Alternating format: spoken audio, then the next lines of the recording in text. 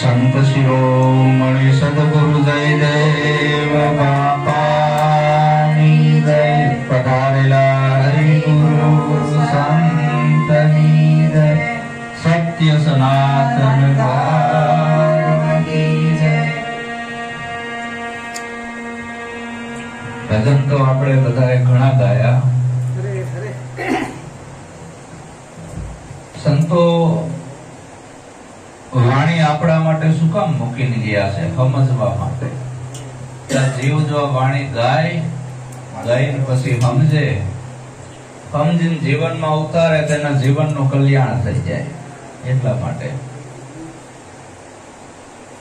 આખા ભગતે કીધું છે, ગઈ ગઈને ગાડા ભર્યા, આખલા જોડ્યા અજળ, થઈ ગયા હજળો હજળ. સંતોએ બનાવી સાખી, કબીરે બનાયા કેટલાય મોટા સાખા. બે આપેલા લઈ ફંડ્યા તોય કરી આખા ને આખા. ભજન સમજવા માટે છે. સદગુરુ તમે મારા તારણહાર. કેમ ગુરુનો જ મહિમા ગવાણો, કોઈ ભુવાનો નહીં, બાવાનો નહીં, પંડિતનો નહીં, ગુરુનો જ. કેમ ગુરુ ઉપર જ ભાર મૂક્યો બધા સંતોની વાણીમાં. દેજો અમને સંત ચરણે વાસ, ગુરુ ચરણે વાસ.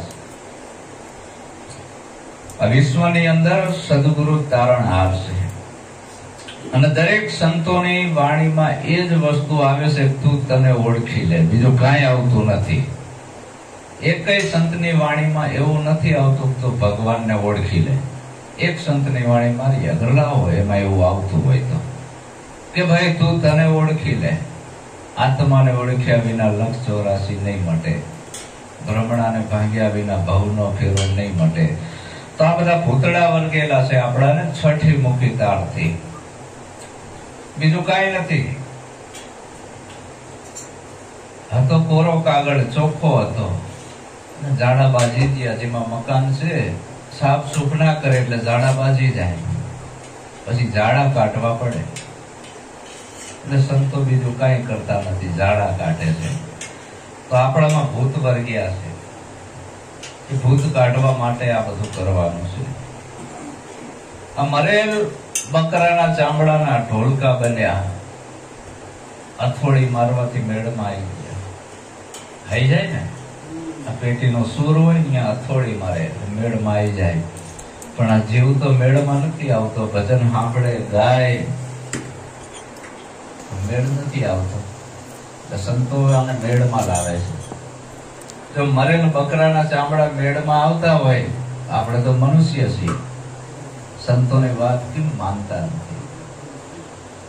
તો ભૂતડા છે બધા કે જગને વળગ્યો છે ભ્રાંતિ રૂપી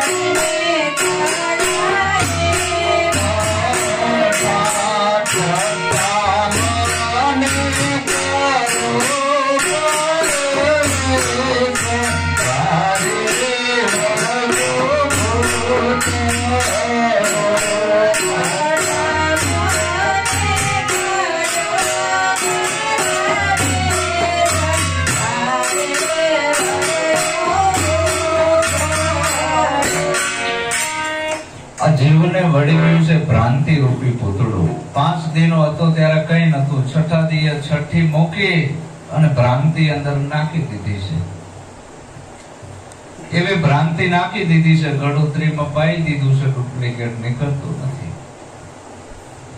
ભ્રાંતિ નાખી દીધી પેલા ડુપ્લિકેટ નામ નહીં.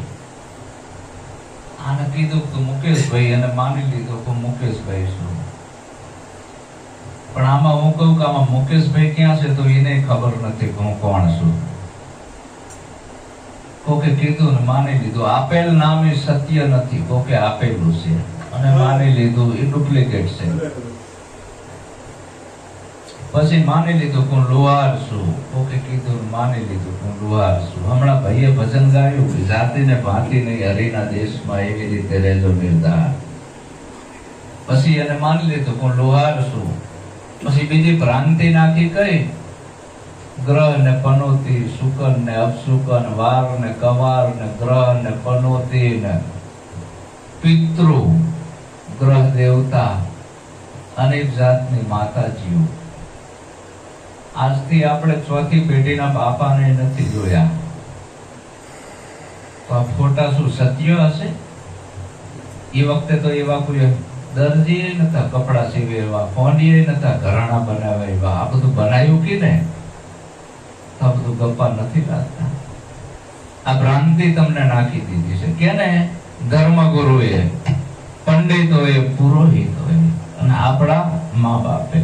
આપણા મા બાપને સાચી ખબર નથી કે સાચી કુળદેવી કઈ આપણી. તો આ બધી ભ્રાંતિ છે. આ ભ્રાંતિ કાઢવાની છે, બીજું કઈ કરવાનું નથી.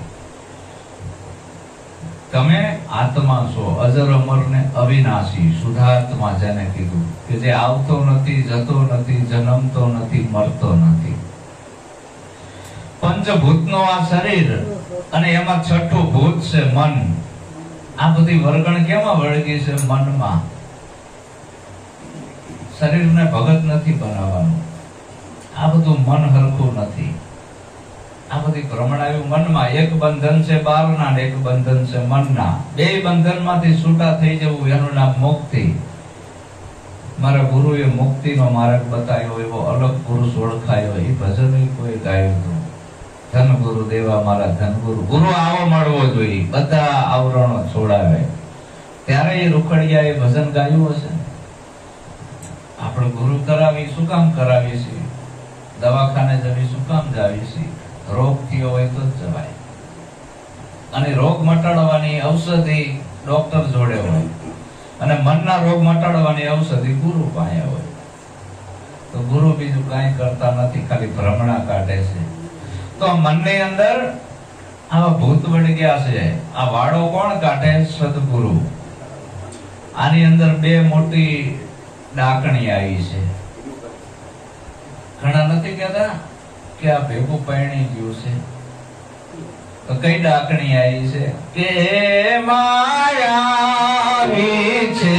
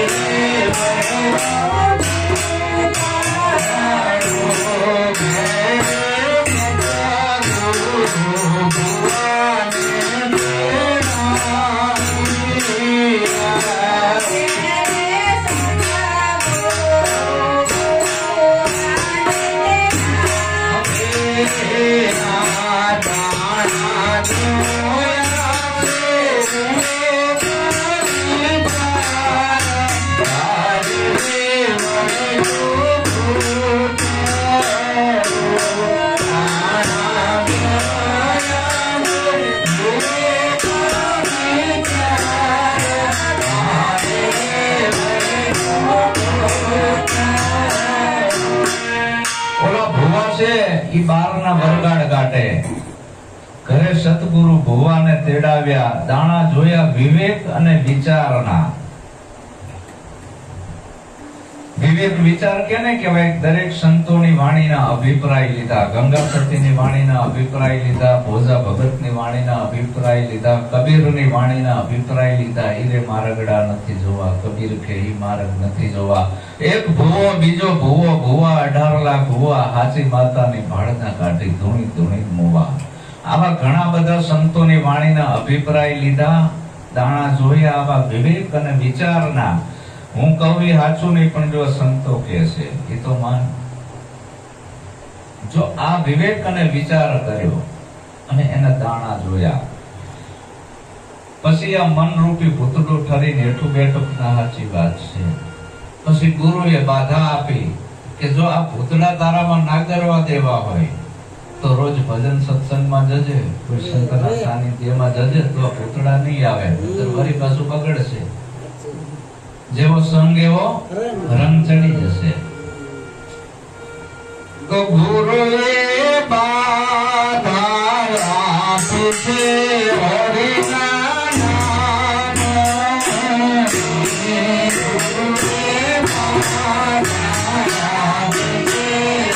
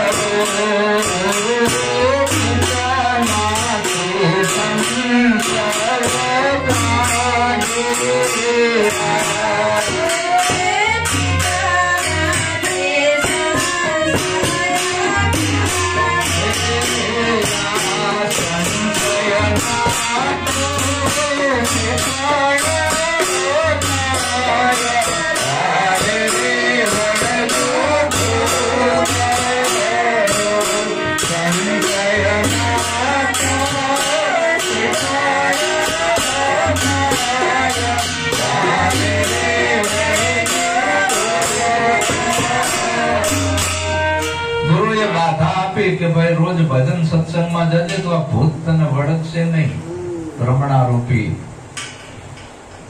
પણ કાયમની શાંતિ કરવી હોય તો ગુરુ મહારાજ કે એના માટે તો પછી મંડપ રચવો પડશે, પાઠ માંડવો પડશે.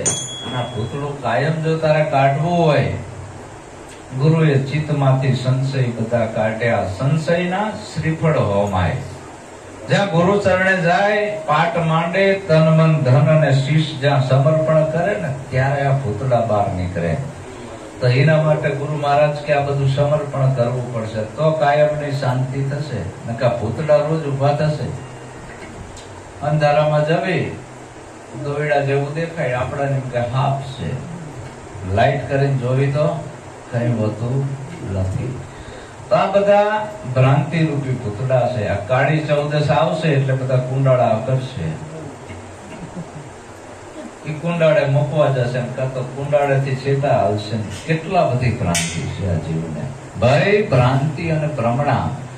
હવે આ બધું કાઢવા માટે જ આ સત્સંગ છે. હવે જો આ હાવ નાબૂદ કરવું હોય તો અમુક વરગાડ એવા હોય છે, ડાકલા વગાડવા પડે, મોટા ભુવન બોલાવવા પડે, ત્યારે આ વરગાડ જાય. એમ નામ ના જાય, ખર્ચો કરવો પડે, ત્યારે આ વરગાડ જાય. તો એમાં પાવરીઓ બોલાવવો પડે, ગાવા વાળો ઘણા જાય. પછી આ બધું ગુરુએ મંડપની રચના કરી, પ્રેમ રૂપી પાવડીઓ બોલાયો, ગુરુએ ડાક વગાડ્યું. શેનું? બ્રહ્મ જ્ઞાનનું. બ્રહ્મ જ્ઞાન કોઈ પુસ્તકમાં નથી આવતું. વેદ થકે વાણી થકે થકે શંકર ને શેષ, ગીતા કો જા ગમ નહીં વહાં મેરે સદગુરુ કા ઉપદેશ. બ્રહ્મ જ્ઞાન નો ડાક વગાડ્યું કે ગુરુએ ડાક વગાડ્યું, બ્રહ્મ